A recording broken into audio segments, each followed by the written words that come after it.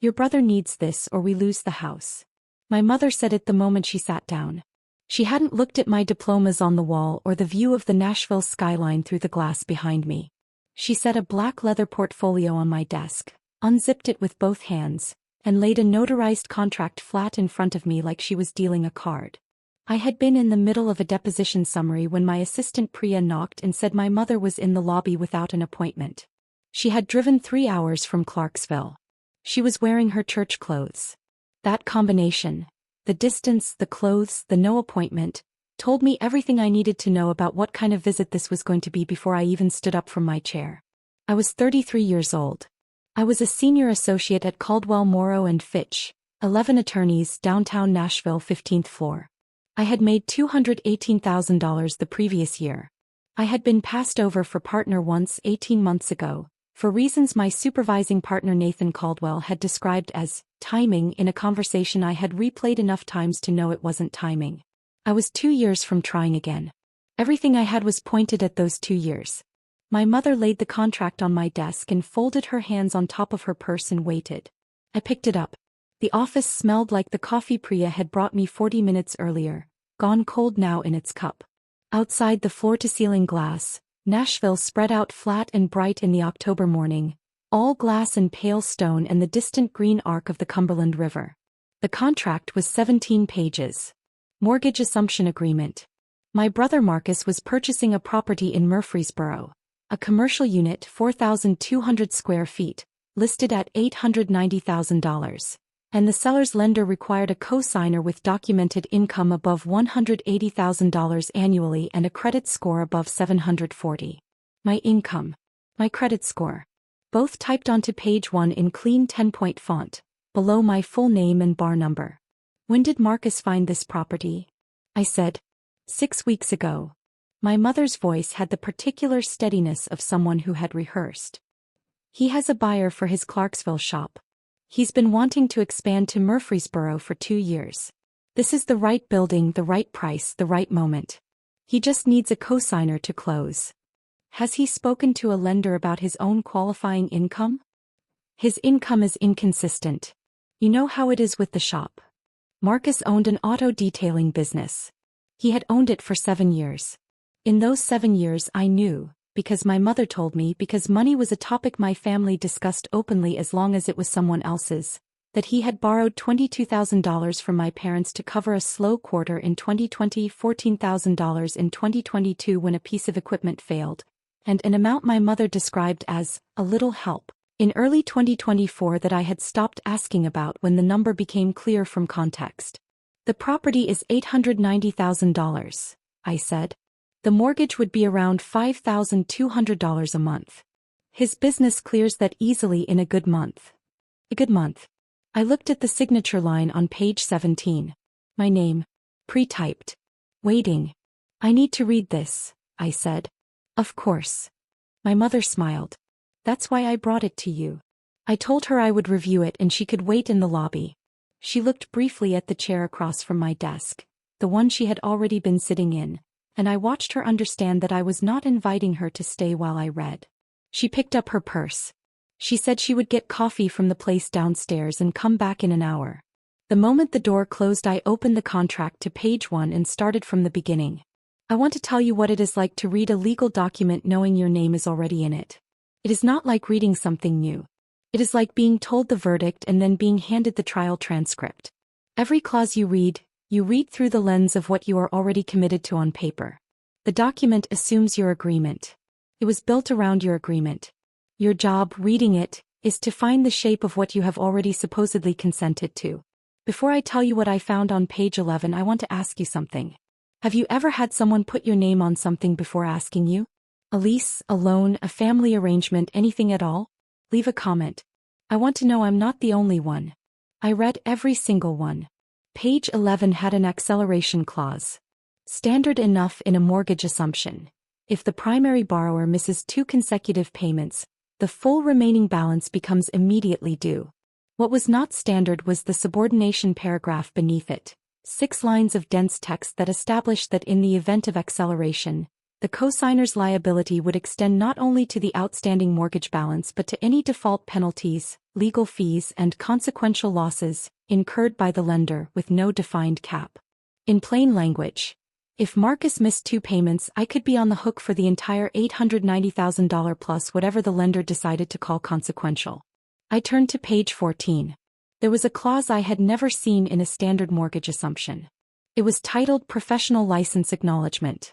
For sentences, it stated that the cosigner, by executing this agreement, acknowledged that her professional licensure in the state of Tennessee constituted a financial asset for the purposes of this agreement and authorized the lender, Pinnacle Bridge Lending LLC, registered in Delaware, to report any default to the Tennessee Board of Professional Responsibility. I read it twice. Then I read it a third time. Then I set the contract face down on my desk and I sat very still for a moment and looked at the Cumberland River. I did not call Marcus.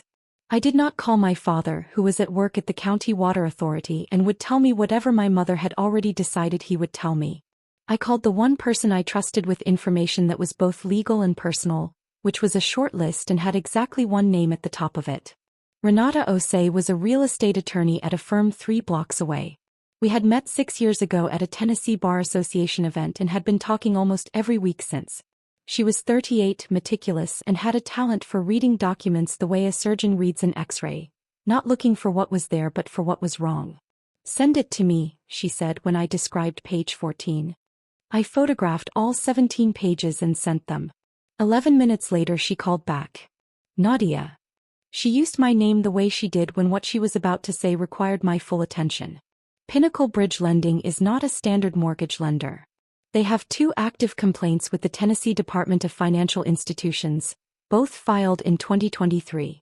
One of them is from a physician in Memphis who co-signed a commercial loan for her brother and ended up in a Board of Professional Responsibility inquiry after the brother defaulted. The complaint is that Pinnacle used the professional license clause to pressure the physician into settling the full balance personally rather than face a board referral. The air in my office had a particular quality when a deposition was going badly, a kind of stillness like the room itself was listening. It had that quality now. "This is a pattern," I said. 3 states that I can find in 40 minutes, Renata said. "Tennessee, Georgia, Kentucky. Always a licensed professional. Always a family borrower. Always the same page 11 acceleration structure and the page 14 license clause. The lender targets the professional, not the borrower. The borrower is the delivery mechanism." I thought about my mother in her church clothes. The 3-hour drive. The notarized contract in the black leather portfolio, already bearing my name. "She didn't know," I said. "It wasn't a question. It was something I was deciding." "Probably not," Renata said. "Probably Marcus found the lender and brought her the paperwork and told her it was standard. Or he knew and didn't tell her. Either way." She paused. "Nadia, you understand what I'm saying about what would happen to your partner track if your name ended up in a Board of Professional Responsibility file?" I understood exactly. "Can you document this?" I said. "Already am," she said. "Give me until end of day." My mother came back at 11:43. She was carrying 2 cups of coffee from the place downstairs, which meant she had bought one for me, which was the kind of gesture she made when she was trying to make a difficult conversation feel like an ordinary one. I stood when she came in. I did not take the coffee. "Sit down," I said. "I need to show you something." I had printed Renata's preliminary findings, the 2 TDI complaints, the physician's case in Memphis summary, the Delaware registration of Pinnacle Bridge Lending showing its founding date of 2021 and its 3-person directorship. I laid them on the desk beside the contract. My mother looked at the papers. She picked up the TDI complaint summary. She read the first paragraph and I watched her face do something I had never seen it do in 33 years. It went uncertain. Not defensive. Not prepared. Just uncertain. Like a building whose foundation had shifted a 1/4 inch. "Marcus brought me this contract 2 weeks ago," she said slowly. "He said a friend of his used Pinnacle for a commercial property in Brentwood. He said it was simple. Pinnacle Bridge Lending targets licensed professionals," I said. "They find a borrower who has a licensed professional in their family. They structure the cosign agreement to include a professional license clause. When the primary borrower defaults, and their borrowers default at a rate that is not accidental. They use the threat of a board referral to pressure the cosigner into paying the full balance personally. My mother set the paper down. They were going to use your law license, she said. Not a question. Yes. And Marcus? I don't know how much Marcus knew, I said. I'm going to find out. But what I know right now is that this contract has my name on page 1 and a clause on page 14 that I did not agree to and was not told about.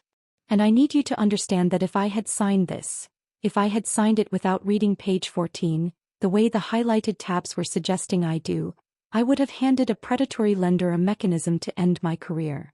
The silence lasted a long time. My mother looked at the Nashville skyline through the window. She had never been to my office before today. I had invited her twice early on, and she had said she would come when things settled down, and things had never settled down in the way she meant, and so she had never come.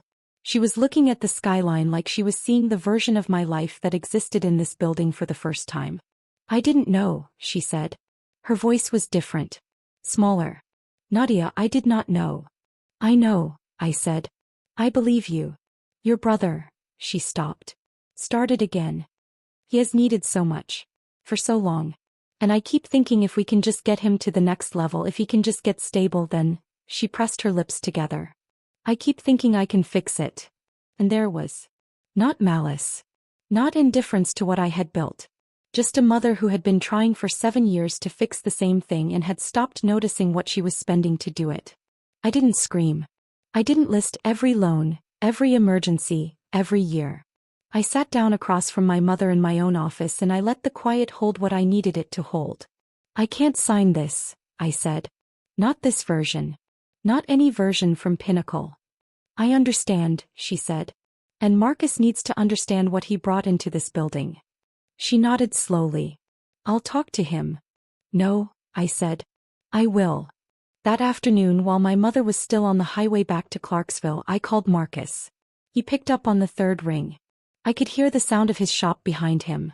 An air compressor, a radio playing something country, the smell of detailing chemicals practically audible through the line. Hey, he said. Like it was a normal Tuesday. I read the Pinnacle contract, I said. Pause. The compressor sound continued. It's pretty standard, he said. Page 14 isn't standard, I said.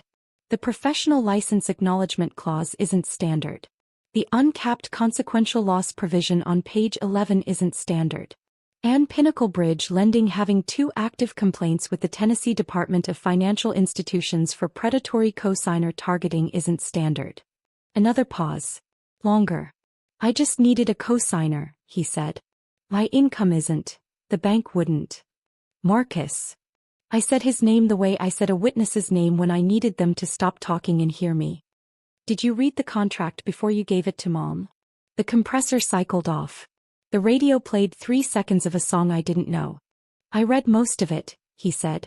Did you read page 14? Silence. I'm going to ask you one more time, I said. Did you know about the clause that would let Pinnacle report me to the Board of Professional Responsibility if you defaulted? The silence this time was its own answer. The kind of silence that fills a shape. I need you to hear what I'm telling you, I said. I am 2 years from a partner decision at this firm. A board referral, even a dismissed one, would end that. Not slow it. End it. You brought a contract to our mother that had a mechanism in it to destroy my career, and you told her it was simple. I thought you'd catch it, he said finally. His voice was low. You always catch everything. I sat with that for a moment. I thought you'd catch it. The confidence that I would protect myself, dressed up as faith in my competence. The assumption that my skill made me responsible for his risk. I'm not your safety net, I said. I'm your sister. I hung up. Renata filed a formal complaint with the Tennessee Department of Financial Institutions on behalf of herself and 2 other attorneys she had identified as Pinnacle targets by end of that week. She had found a pattern across 19 transactions in 3 states. Always a licensed professional, always a family cosigner, always the same 2-clause structure. The TDI opened an investigation on a Friday morning. By the following Tuesday, Pinnacle Bridge Lending had gone quiet on all active loan solicitations in Tennessee. The physician in Memphis, Dr. Camille Weston, whom Renata had contacted directly, called me on a Wednesday evening. She had been in a board proceeding for 4 months. She was a radiologist. 41 years old. She had co-signed for her younger brother. She said, "I kept thinking I had made a mistake.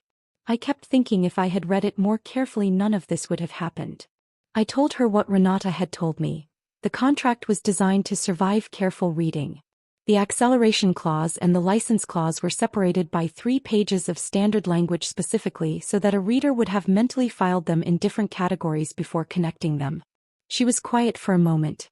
Then she said, "I've been carrying this like it was my fault for 4 months." I said, "I know. Because I did." Her proceeding was suspended in November pending the TDI investigation outcome. Marcus did not call me back after our conversation. He texted 11 days later. "I'm sorry. I should have told you about the clause.